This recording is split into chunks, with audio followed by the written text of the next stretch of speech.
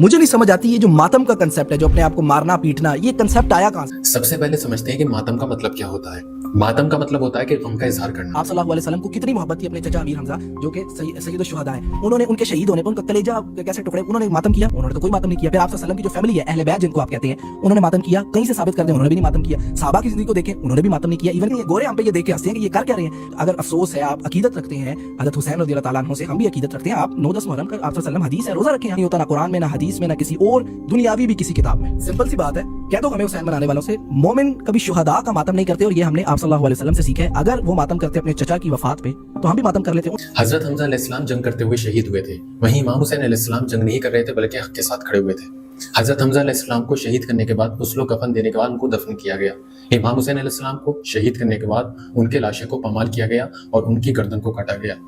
हजरत हमजा अलैहिस्सलाम को शहीद करने वाले काफिर थे, इमाम हुसैन अलैहिस्सलाम को शहीद करने वाले मुसलमान थे, और नारे तकबीर के साथ इमाम हुसैन अलैहिस्सलाम को शहीद किया गया था। हजरत हमजा के वक्त में बहुत कम इस्लाम फैला हुआ था और बहुत कम लोग जानते थे नबी सल्लल्लाहु अलैहि वसल्लम के बारे में। इमाम हुसैन अलैहिस्सलाम के केस में ये चीज़ अलग थी।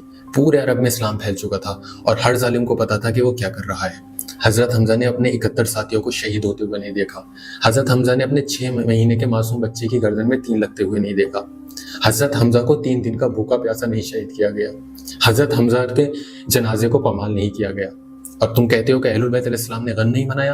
अगर तुमने अपनी किताबें बुखारी और मुस्लिम से आगे बढ़े हुए होते तो तुम्हें पता होता कि अहलुल बैत ने कैसे हमको दीन दिया और कैसे गम हुसैन मनाया है। इमाम सज्जाद अलैहिस्सलाम, जनाब ज़ैनब अलैहिस्सलाम और इमाम जाफर सादिक अलैहिस्सलाम शायरों को बुलाया करते थे और उनसे कहा करते थे कि मेरे बाबा के साथ या हमारे जद के साथ जो जो हुआ है उसको शायरी की शक्ल में मेरे सामने पेश करो। इमाम सज्जाद से रिवायत मिलती है कि जब उन्होंने इमाम हुसैन अलैहिस्सलाम के मसाइब सुने तो उन्होंने दीवार में अपने सर को देकर मारा। इसके बाद उनके सर से खून निकल आया। हजरत उम्मे सलमा फरमाती हैं कि मैंने जिनों को इमाम हुसैन अलैहिस्सलाम की शहादत में नौहा कहते हुए सुना। तुम्हारा दीन जहाँ से बना है उसको सकीफा कहते हैं, और सकीफा में ना ही गम हुसैन है और ना ही दीन मोहम्मद सल्लल्लाहु अलैहि वसल्लम जो अहलुल बैत अलैहिस्सलाम तक हम तक पहुंचा है वो नहीं है। और हाँ, आखिरी बात, नॉन मुस्लिम गोरा या काला कोई देखकर हमारे मातम को या गम हुसैन को देखकर नहीं हंसता, बल्कि वो आकर पूछते हैं कि ऐसा क्यों कर रहे हैं। प्रॉब्लम होती है सिर्फ तुमको, क्योंकि तुमको पता है कि अगर बात खुलेगी तो तुम्हारे बाप दादाओं तक पहुंची। तो तुम्हें तुम्हारा दीन मुबारक, और अपना दीन हमारे ऊपर मत थोपा करो।